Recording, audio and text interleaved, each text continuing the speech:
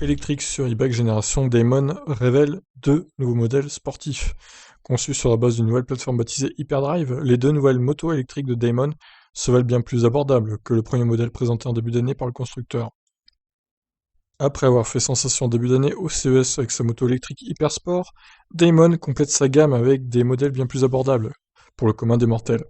Conçus sur la base d'une plateforme inédite baptisée Hyperdrive, les Hypersport SX et Hypersport SE se distinguent par leurs caractéristiques.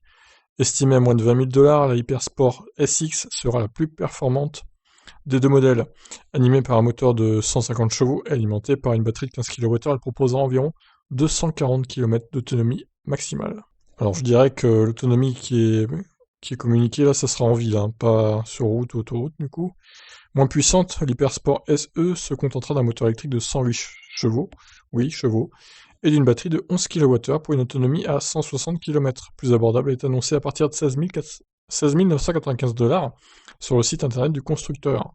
Dans les deux cas, les nouveaux modèles de Damon seront équipés d'une double solution de recharge, alors que le chargeur embarqué en 6,6 kW permettra une recharge en 2 à 3 heures. Le connecteur rapide en courant continu grimpera à 25 kW pour une recharge à 80%, réalisée en 30 minutes environ.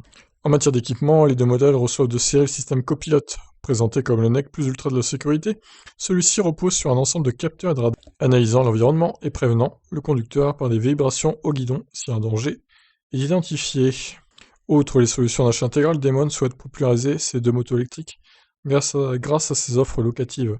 De l'autre côté de l'Atlantique, le constructeur propose différentes formules en 24, 36 ou 48 mois, tout en offrant la possibilité à l'utilisateur une fois le contrat arrivé à l'échéance. Ouais, je crois qu'ils ont oublié un mot. Je dirais que c'est tout en offrant la possibilité à l'utilisateur d'acheter la moto une fois le contrat arrivé à l'échéance. Ça doit être un truc comme ça, parce que là, ça n'a pas de sens sinon. Donc le tableau récapitulatif, évidemment, le 0 à 100 en moins de 3 secondes, hein, c'est une moto électrique, donc ça pousse, comme on dit. Bon après, les prix me paraissent un peu élevés quand même, hein, pour une moto. Surtout avec si peu d'autonomie, au final, 240 km, tu vas pas bien loin quand même, hein. Pour 20 000 $, c'est un peu cher, je dirais.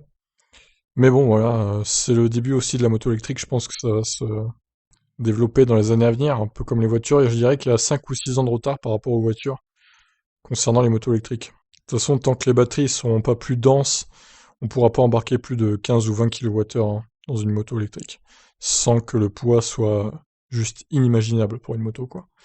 Voilà, à voir si ces modèles arriveront un jour en Europe et en France. Je vous laisse réagir. Ciao.